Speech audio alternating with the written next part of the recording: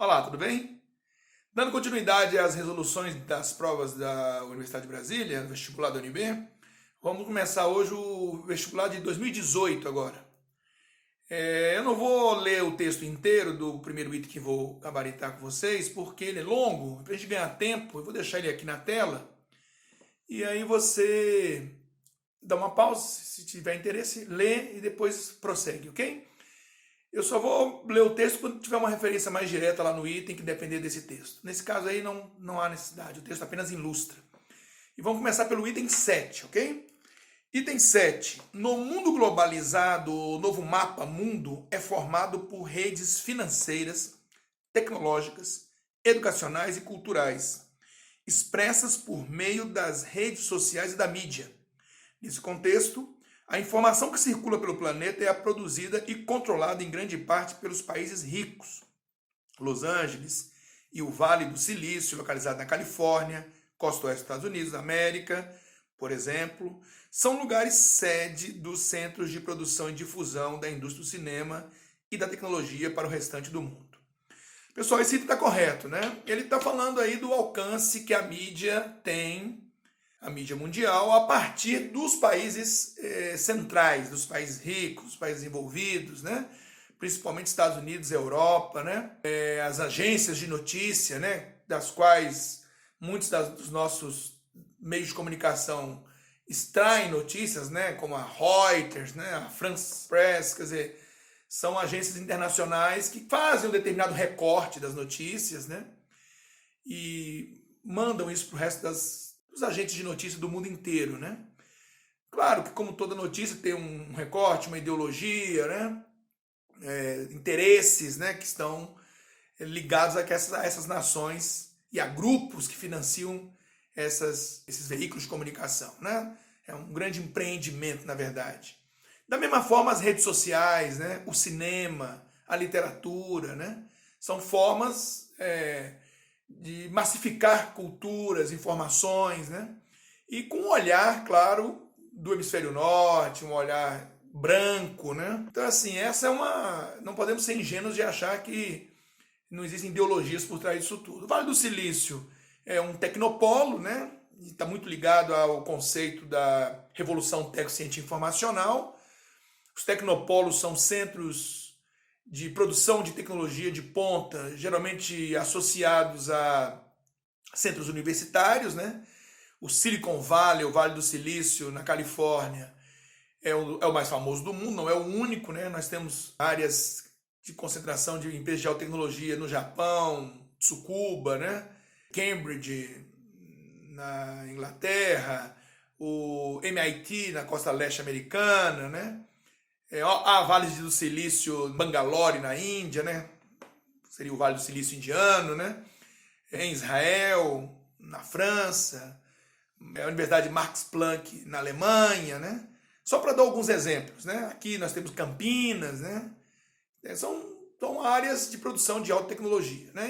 E no caso do Vale do Silício, uma boa parte da indústria ligada à informática, a softwares, né, a redes sociais, né, tem uma concentração muito forte lá naquela região, investimentos, existe uma cultura de estimular a criatividade, né, a formação de startups, né, existe todo um patrocínio disso, empresas anjos, né, que patrocinam esses negócios, né, geralmente ligados à alta tecnologia, né, hoje em dia aplicativos, né, redes sociais, sites, né, vendas online e por aí vai, né?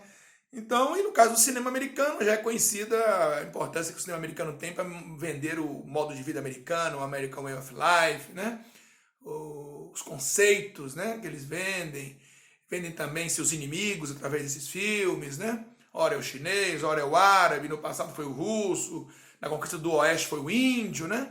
Então, com certeza, os meios de comunicação, as redes sociais, né? As agências de notícias centralizadas nos países ricos fazem recortes do modo de vida deles, né, e repassam isso para o resto do mundo e massificam isso, ok? O próximo item é o item 8, as redes sociais e as informações transmitidas em filmes têm um papel restrito ao entretenimento. Bom, pessoal, esse item aí está errado, né? Ele não... As redes sociais, os filmes não se prestam apenas ao entretenimento, né? É uma grande indústria, na verdade, que fatura bilhões, né? Por trás disso estão informações, transações financeiras, comércio, né? O e-comércio, a influência que essas redes têm nas questões sociopolíticas, né? Até eleições, né? Provavelmente sofreram grande intervenção das redes sociais, né? A própria eleição do Trump, né? O Brexit. Aqui no Brasil, a eleição do Bolsonaro tem uma ligação muito forte com o engajamento dele nas redes sociais, né? Então, assim, não podemos achar que é apenas a indústria do entretenimento, né? É um quarto poder, né? É informação, né?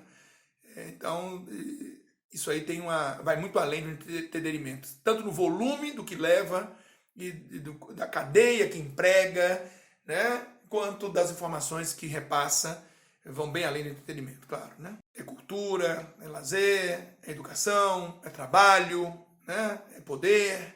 São vários recortes que pode tirar desses veículos, né? Ok? Então o item está errado quando limita apenas a entretenimento.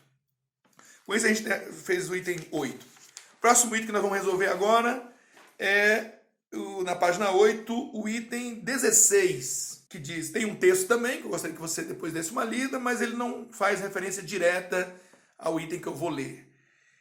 Na Europa Ocidental e nos Estados Unidos da América, os casos de xenofobia aumentaram após a adoção de medidas para barrar ou diminuir a migração de pessoas vindas de países pobres da África, da Ásia, da Europa Oriental e da América Latina, como deportações, edição de legislação restritiva à legalização dos imigrantes, construção de muros e barreiras que dificultam a livre circulação de pessoas entre países. Correto, né, pessoal? A Europa tem enfrentado, nos últimos anos, um grande drama com o fluxo migratório, né? Vindo principalmente do Oriente Médio e da África, né? De alguma forma, os europeus estão vinculados às causas ligadas a esses fluxos, né? Primeiro, eles colonizaram uma boa parte do mundo e criaram vínculos culturais, linguísticos com esses povos, né? O que facilita a vinda deles, né? Porque uma das barreiras é a língua. Então, essa barreira já está vencida, né? Se você foi uma colônia francesa, britânica, italiana, né?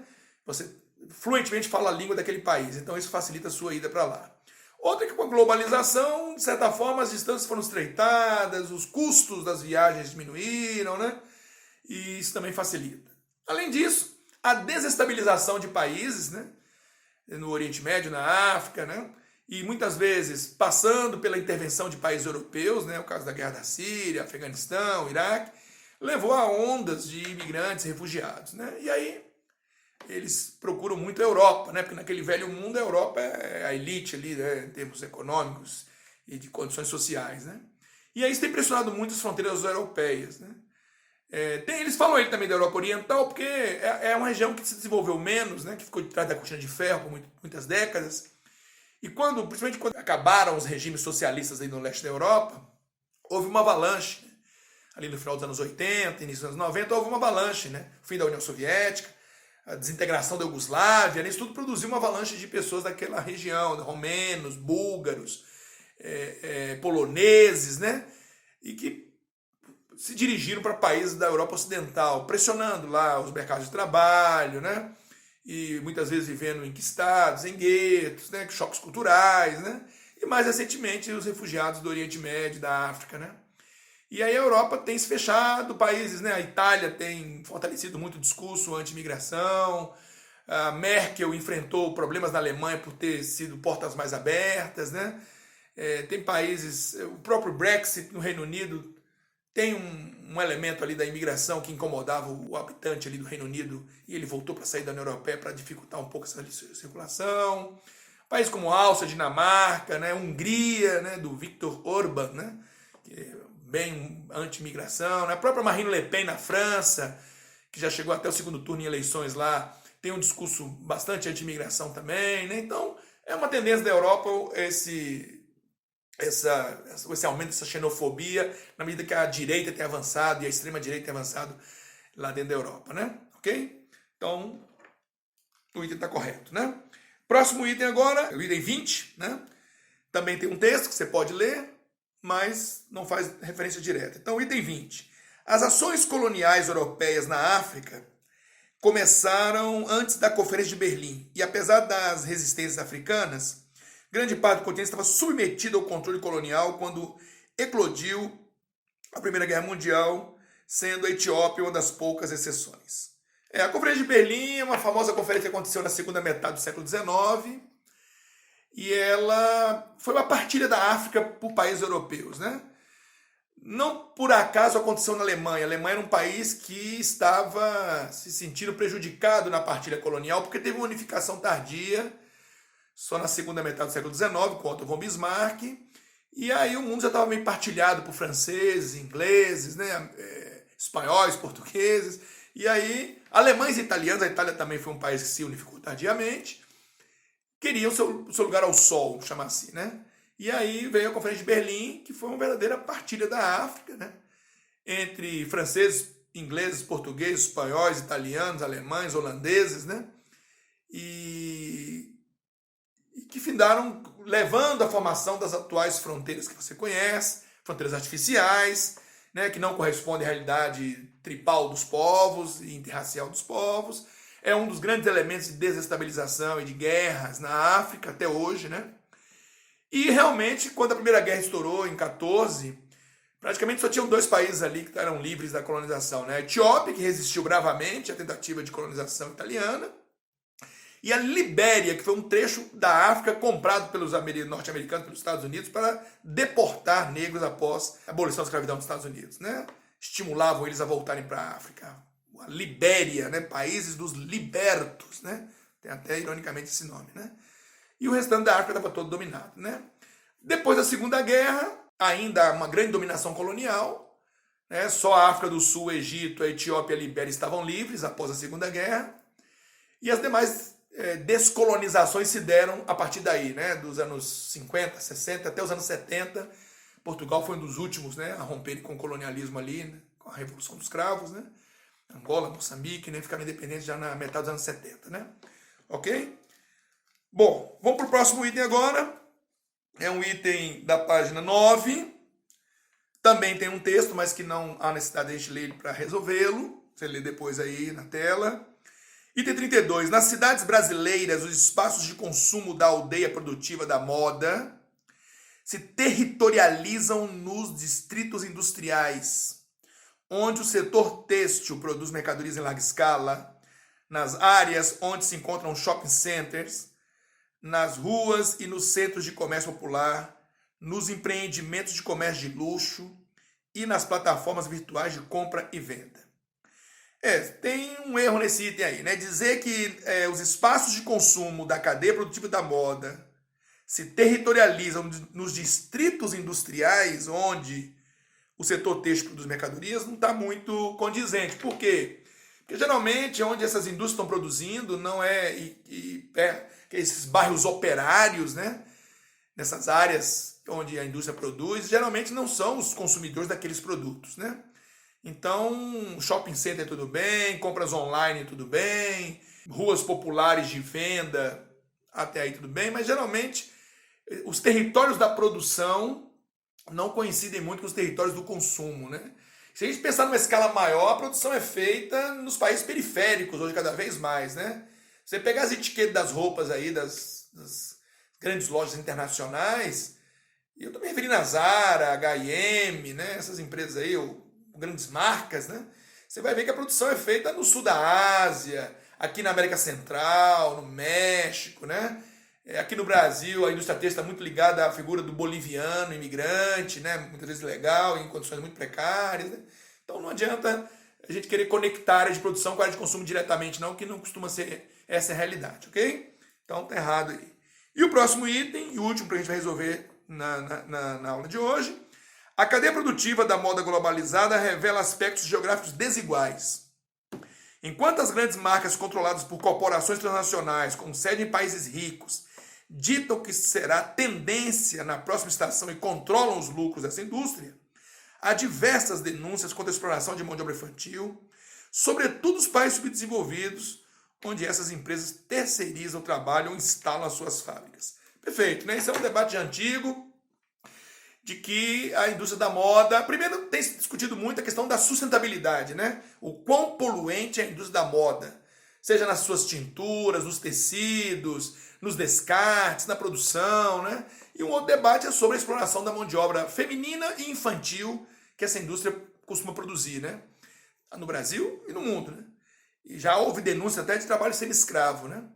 E então esse é um debate que é muito corrente no mundo da moda, né? E hoje há até um movimento para que as pessoas reutilizem roupas, reduzam seus guarda-roupas, diminua seu ímpeto pela compra desenfreada de roupas, né? Até por uma questão de preservar o meio ambiente, né? Então esse item está correto, né? E ajuda a completar um pouco o que a gente vinha falando do item anterior, ok? Então a gente vai encerrar por aqui a nossa apresentação de hoje. Próximo encontro a gente vai continuar essa prova. Espero que a gente tenha começado a esclarecer dúvidas aí em vários setores. E conto com você no próximo programa. Valeu! Tempo que o botão vai se abrir. É muito triste, muito cedo, é muito covarde cortar infâncias pela metade.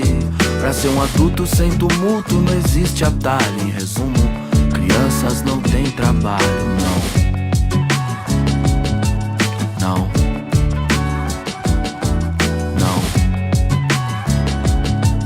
Não. Ao trabalho infantil. Desde cedo, 9 anos, era um pingo de gente empurrado a fórceps pro batente. O bíceps dormente, a mão cheia de calo. Treme, não aguenta um lápis no fundão de São Paulo.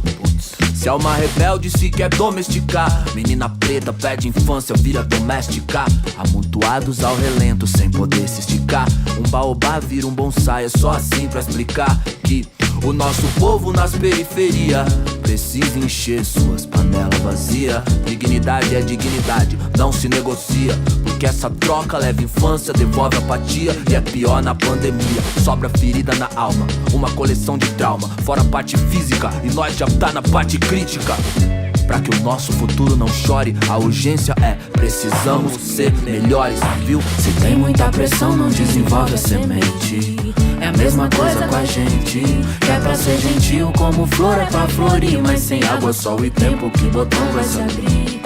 É muito triste, muito cedo, é muito covarde cortar infâncias pela metade.